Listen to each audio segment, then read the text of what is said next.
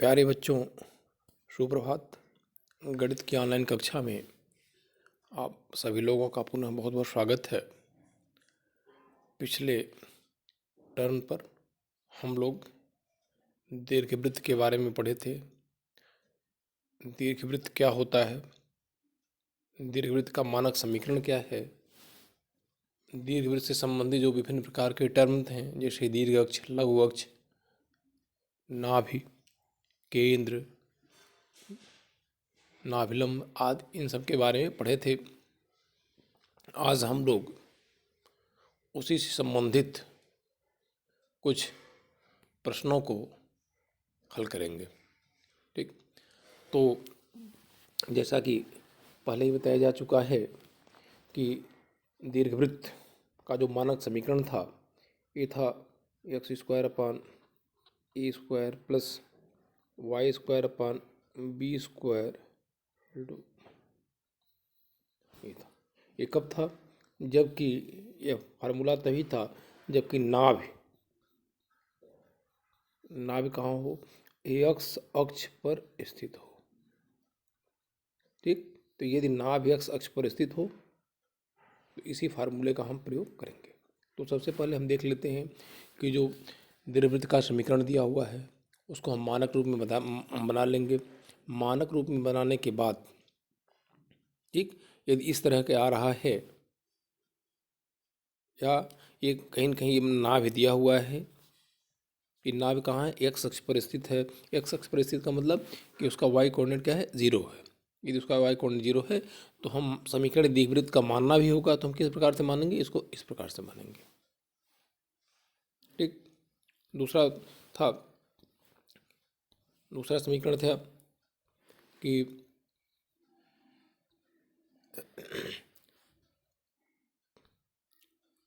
X square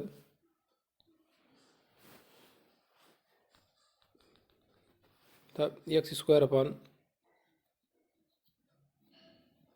B square plus Y square upon A square बराबर 1, इस रूप में था। ये कब था?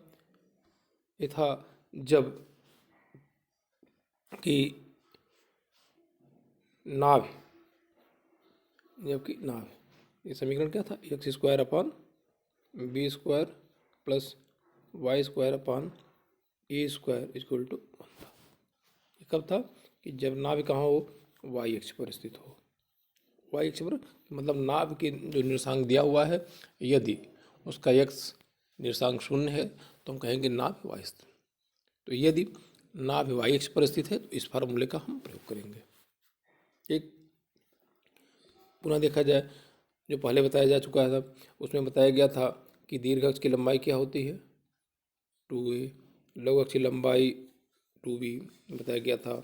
नाभि का निर्देशांक बताया गया था प्लस माइनस c कामा 0, या यदि नाभि जो है वाई अक्ष पर स्थित हो जाएगी तो हो जाएगा 0 कामा प्लस माइनस c। नाभिलंब की लंबाई बताई गई थी 2b स्क्वायर अपान ए। यही बताया गया था कि ए स्क्वायर बराबर होता है बी स्क्वायर प्लस सी स्क्वायर। इस तरह का जो है मतलब कि अर्ध दीर्घअक्ष, अर्ध लघु अक्ष और नाभ का जो निर्देशांक था सी, इसके बीच संबंध था। एक और टर्म बताया गया था उत्केंद्रता। उत्केंद्रता कैसे निकाला गया था? सी बराबर था ए ई, या ई बराबर था सी अपान ए। यहाँ से उत्केंद्रता ज्ञात किया गया था और ये बताया गया था कि दीर्घवृत्त के केस में उत्केंद्रता का मान हमेशा क्या होता है? 1 से कम होता है। ये जरूर ध्यान देना है कि यदि उत्केंद्रता कुछ हल करते वक्त प्लस माइनस के रूप में ज़्यादा या 1 से ज़्यादा आ रहे तो नहीं मान्य होगा। ई का मान केवल वही मान्य होगा जो 1 से कम हो। अब प्रश्नों को देखा जाए, ये प्रश्नावली 11.3 NCERT 11.3 का 8वां प्रश्न है।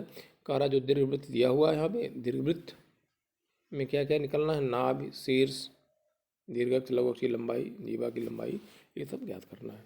तो सबसे पहले क्या करते हैं कि हम जो भी दिया हुआ समीकरण है उसको हम मानक रूप में लिख लेते हैं। जैसा कि बताया गया उसके दो ही रूप हैं, यदि नाभि x अक्ष पर है और एक नाभि y अक्ष पर है। तो बदल लेते हैं। देखिए यहाँ पे बदलने के बाद हमारा आ गया X square upon 1 plus Y square upon 16 equal to 1।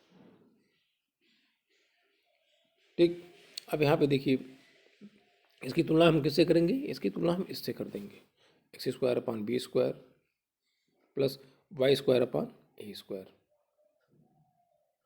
ठीक है, क्योंकि A is greater than B. ठीक है, इसकी तुलना हम क्या करेंगे, इससे कर देंगे। तुलना करने के बाद क्या करते हैं कि बी का मान सबसे पहले ज्ञात कर लेंगे, फिर ए का मान ज्ञात करेंगे। और अभी बताया गया है कि ए बी और सी, ए और बी ती में ए स्क्वायर बराबर क्या होता है, बी स्क्वायर प्लस सी स्क्वायर। यहाँ से ए बी का मान ज्ञात कर लेंगे समीकरण से, तो यहाँ से सी की वैल्यू हमको निकल जाएगी। ठीक, तो जो हमको निकल गया, क्या क्या निकल गया, ए और बी और सी। उसके बाद जो भी टर्म हमको निकालना हो उसको हम ज्ञात करेंगे, जैसे सी इसका निर्देशांक।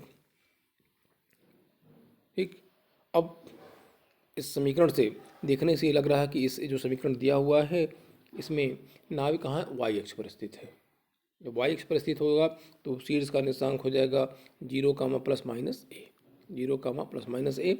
ए की वैल्यू कितनी आई है, 4 आई है, तो 0, प्लस माइनस 4 हो जाएगा।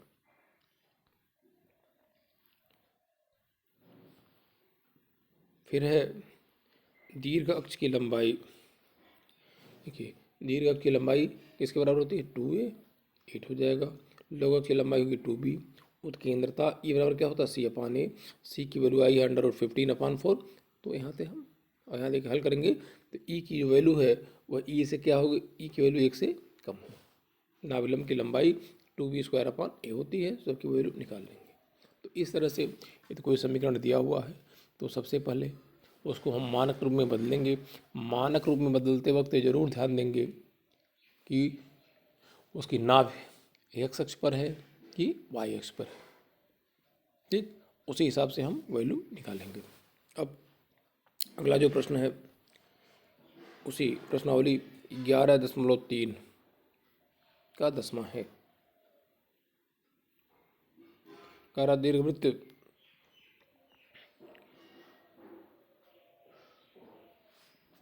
दीर्घवृत्त का समीकरण ज्ञात कीजिए। दीर्घवृत्त का समीकरण ज्ञात के शीर्ष दिया हुआ देखिए और नाभियाँ यहाँ देखिए। तो सबसे पहले यदि इस तरह का प्रश्न आ रहा है तो हम देख लेंगे नाभि। नाभि कहाँ पे स्थित है, एक्स अक्ष पर स्थित है कि वाई अक्ष पर स्थित है। क्योंकि जो नाभि का निर्देशांक दिया हुआ है इसका वाई निर्देशांक 0 है, अतः यह निश्चित है कि नाभि जो है वह एक्स अक्ष पर स्थित होगी। और जब नाभि एक्स अक्ष पर स्थित होती है तो दीर्घवृत्त का मानक समीकरण क्या होता है, x² plus y² equal to 1 होता है। तो हम मान लेंगे कि दीर्घवृत्त का जो समीकरण है वो x² plus y² equal to 1 है। ये मान लिया गया। अब जो चीज़ दिया हुआ है, अब शीर्ष दिया हुआ है, तो हम जानते हैं कि इस मानक समीकरण, जो मानक समीकरण है इसके अनुसार शीर्ष का निर्देशांक क्या होता है, +-1, यह किसके बराबर हो जाएगा, जो दिया हुआ है, ये हो जाएगा इक्वल टू +-5, 0। यहाँ से तुलना करके ए की वैल्यू हम ज्ञात कर लिए। नाभियाँ का निर्देशांक क्या होता है, +-6, 0, प्लस माइनस तो हो जाए इक्वल टू हो जाएगा, तो सी की वैल्यू हो जाएगी 4। तो ए की वैल्यू पता चल गई, ए बराबर हो गया 5, सी बराबर हो गया 4। ए की वैल्यू पता चल गई, सी की वैल्यू पता चल गई। यहाँ से हम फार्मूले से हम जानते हैं कि a² इक्वल टू होता है b² प्लस c²। इसमें ए और सी दोनों की वैल्यू पुट कर दिए तो हमको b की वैल्यू मिल गई। ये 3 चीज़ मिल गई। अब हमको क्या क्या मिल गया, a, b और c। और समीकरण, जो समीकरण दिया हुआ है यहाँ पे देखिए, हमने समीकरण क्या माना था, दीर्घवृत्त का समीकरण हमने माना था x² plus y² b² equal to 1। क्या क्या चाहिए था इसको ज्ञात करने के लिए? हमको ए चाहिए था, फिर यहाँ से बी चाहिए था, और यहाँ से हमको बी मिल गया। ए पहले ही मालूम था और रख देंगे समीकरण में, समीकरण नंबर 1 में रख देंगे, तो हमको जो है अभीष्ट दीर्घवृत्त का समीकरण ज्ञात हो जाएगा। ठीक, इस तरह से हम प्रश्नों को हल करेंगे। नाभि दिया हुआ है, शीर्ष दिया हुआ है, तो इस तरह के प्रश्नों को हल करेंगे। आगे एक प्रश्न देखा जाए।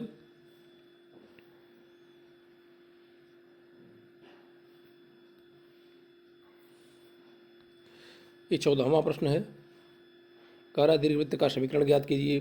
दीर्घ अक्ष के अंत बिंदु, दीर्घ अक्ष के अंत बिंदु 0, ±5 है, और लघु अक्ष के अंत बिंदु, ये देखिए दीर्घ अक्ष के अंत बिंदु 0, ±5 है, और लघु अक्ष के अंत बिंदु +-1, 0। इसका मतलब है कि जो दीर्घ अक्ष हो, देखिए यहाँ 0, ±5 लिखा हुआ है। 0, ±5 का मतलब हो गया कि जो वह बिंदु है वो कहाँ जाएगा? वाई अक्ष पर स्थित होगा। ठीक, इसका मतलब जो वाई दीर्घ अक्ष कहाँ है? वाई अक्ष ही है एक तरह से। और जब उसका दीर्घ अक्ष का अंत बिंदु वाई अक्ष पर स्थित है, इसका मतलब है कि उसकी जो नाभि होगी, नाभि वो निश्चित है कि वाई अक्ष पर स्थित होगी। और जब नाभि वाई अक्ष पर स्थित होता है तो उसका मानक समीकरण क्या होता है? ये होता है x²/b² प्लस y²/a² = 1 होता है। तो हम मान लेंगे, अब ये क्लियर हो गया कि नाभि कहाँ गई? वाई अक्ष पर स्थित हो गई। और जो ही नाभि वाई अक्ष पर स्थित पता चल गया तो हम मान लेंगे कि मानक समीकरण ये है हमारा, x²/b² प्लस y²/a² = 1। अब हम देखेंगे क्या क्या दिया हुआ है। लिखा हुआ अंत बिंदु दीर्घ अक्ष। अब देखिए ये चीज़ है, ऐसे हुआ अंत बिंदु। ठीक, और जो अंत बिंदु होता है वो क्या हो गया? वो शीर्ष का ही निर्देशांक होता है, इसको हम अंत बिंदु कहते हैं, वो शीर्ष का निर्देशांक हो गया। तो दीर्घ वृत्त का जो अंत बिंदु हो गया वह दीर्घ वृत्त के शीर्ष का निर्देशांक हो गया।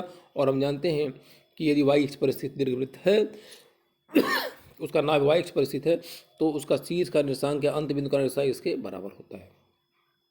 तो हम सबसे पहले इसको क्या करेंगे? तुलना करके ए की वैल्यू हमने निकाल लिया।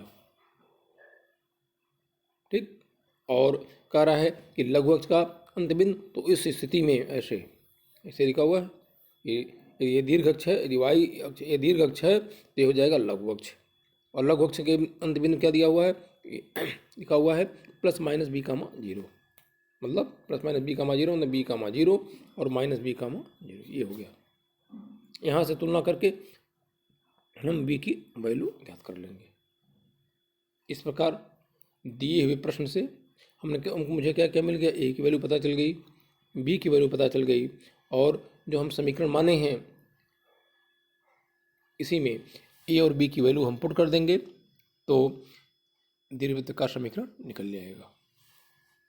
ठीक है, तो अलग अलग तरह जो भी 2-4 तरह के प्रश्न तो ज़्यादा हैं, लेकिन जितने तरह के दिए हुए कम से कम एक प्रश्न जो है बताने का प्रयास किया गया है।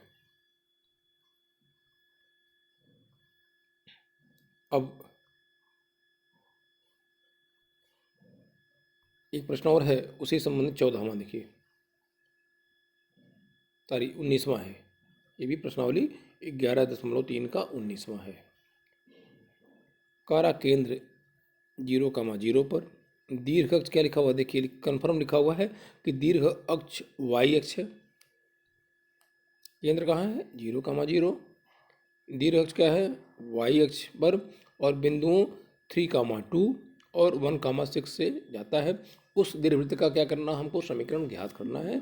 इसका केंद्र 0, 0 है, दीर्घ अक्ष क्या है? वाई अक्ष पर स्थित है, और यह इन दोनों बिंदुओं से होकर के जाता है, ये लिखा हुआ है। अब हमको यहाँ तो कन्फर्म पता हो गया है कि दीर्घ अक्ष क्या है? वाई अक्ष पर स्थित है। क्या लिखा हुआ है? वाई अक्ष पर स्थित है। इसका मतलब जो समीकरण हो जाएगा मानेंगे हम x²/b² प्लस y²/a² = 1 के रूप में ही होगा, ये निश्चित हो गया।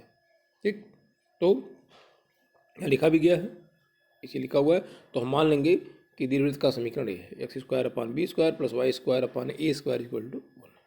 इसको हम समीकरण नंबर 1 मान लिए। अब हमारा मुख्य काम क्या है? हमारा मुख्य उद्देश्य है इस समीकरण को, दीर्घवृत्त को ज्ञात करना। दीर्घवृत्त का समीकरण कैसे निकलेगा? यदि ए और बी की वैल्यू हमको पता चल जाए। ए और बी की वैल्यू कैसे पता चलेगी? जो कंडीशन, कुछ न कोई कंडीशन दिया रहता है, उसी की सहायता से ए और बी की वैल्यू हम ज्ञात करते हैं। अब जो दीर्घवृत्त है, कंडीशन क्या है कि 3, 2 और 1, 6 से होकर के जा रहा है।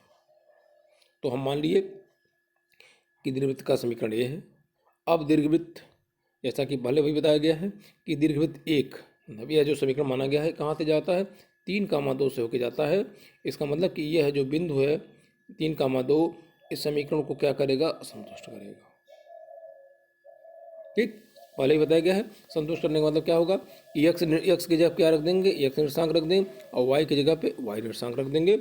ठीक, तो रखने के बाद एक समीकरण देखिए बन गया है 9/b² + 4/a² = 1। इसको हम समीकरण नंबर 2 मान लिए। समीकरण नंबर 2 हो गया। फिर देख रहे हैं कि दीर्घवृत्त कहाँ से जाए? 1, 6 से हो जा रहा है। इसका मतलब कि निश्चित है कि 1, 6 है इस समीकरण को क्या करेगा? संतुष्ट करेगा। फिर वही है कि एक्स की जगह क्या रख देंगे? 1 रख देंगे और वाई की जगह पे 6 रख देंगे। तो एक समीकरण बन गया ये 3। तो 2 समीकरण हमको हो गया, 2 और 3। इन दोनों की सहायता से, इन दोनों को हल करके हम क्या करेंगे? ए और बी का मान ज्ञात करेंगे। तो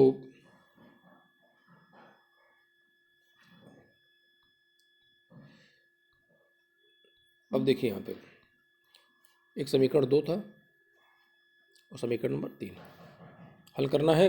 तो सबसे पहले कोई न कोई, या तो ए को एलिमिनेट कर दें या तो बी को एलिमिनेट करेंगे।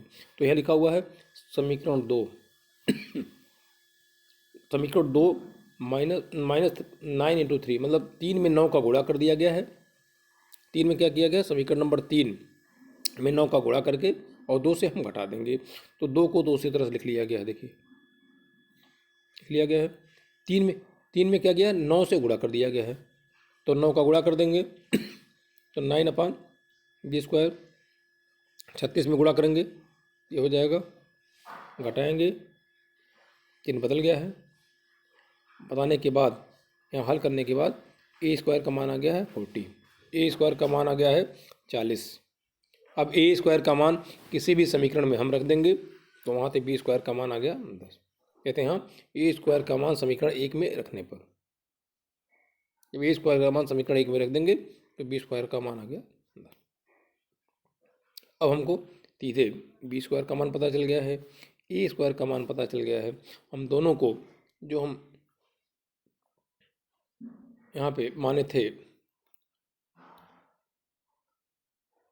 दीर्घवृत्त का समीकरण, उसमें a² का मान और b² का मान दोनों रख देंगे तो क्या निकल जाएगा? तो मुझे अभी समीकरण जिस दीर्घवृत्त को ज्ञात करना था वो मिल जाएगा। तो ये दीर्घवृत्त का हो गया समीकरण। तो इस तरह से जो भी NCERT के बुक में दिया हुआ है उससे अलग अलग तरीके के जितने भी लगभग प्रश्न थे उसमें से एक एक मैंने आपको समझा दिया। आप सभी लोग एक बार पुनः जो एग्जाम्पल दिया हुआ है और इस प्रश्नावली के सभी प्रश्नों को हल करेंगे। नहीं आने पे आप ग्रुप के माध्यम से पूछ भी सकते हैं। आगे के टर्न पर हम लोग क्या करेंगे? आगे के टर्न पर अगला टॉपिक है अधिपरवलय, उसके बारे में अध्ययन करेंगे। क्योंकि इस समय ऑनलाइन कक्षाएं चल रही हैं, अतः आप सभी लोग ऑनलाइन कक्षाओं को बहुत ध्यानपूर्वक देखें, समझें और उससे संबंधित प्रश्नों को हल करें। ठीक है, बाकी की चीज़ें फिर बाद में बताई जाएंगी। धन्यवाद।